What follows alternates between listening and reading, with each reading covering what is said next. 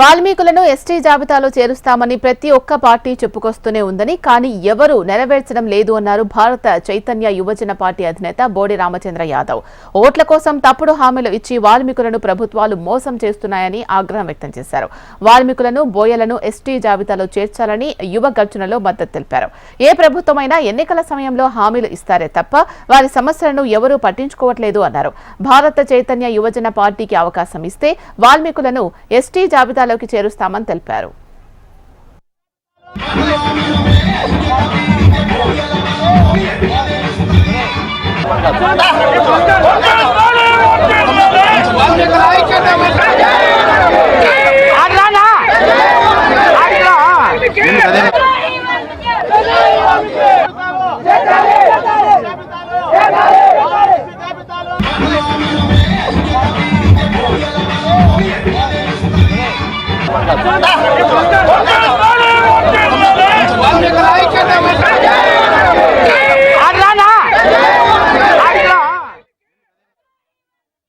కర్నూలు నగరంలో వాల్మీకి బోయ యువత ఆధ్వర్యంలో ఇక్కడ జరుగుతున్న వాల్మీకి యువ గర్జన కార్యక్రమానికి విచ్చేసినందుకు ఇక్కడికి నన్ను ఆహ్వానించిన పెద్దలందరికీ కూడా ధన్యవాదాలు తెలియజేస్తూ, ఈ కార్యక్రమం ముఖ్య ఉద్దేశము ఎన్నో సంవత్సరాల నుండి ప్రభుత్వాలు మారినా, పార్టీలు మారినా, గత కొన్ని దశాబ్దాల కాలం నుండి ఈ ప్రాంతంలో ఉన్న వాల్మీకి సోదరులని ఎస్టీ జాబితాలో చేర్చాలనే డిమాండ్ని నెరవేర్చకపోగా తప్పుడు హామీలు ఇచ్చి, తప్పుడు వాగ్దానం చేసి ఈ వాల్మీకి సామాజిక వర్గానికి అన్ని పార్టీలు ద్రోహం చేస్తున్నాయనే విషయాన్ని గుర్తించి ఈరోజు వాల్మీకులను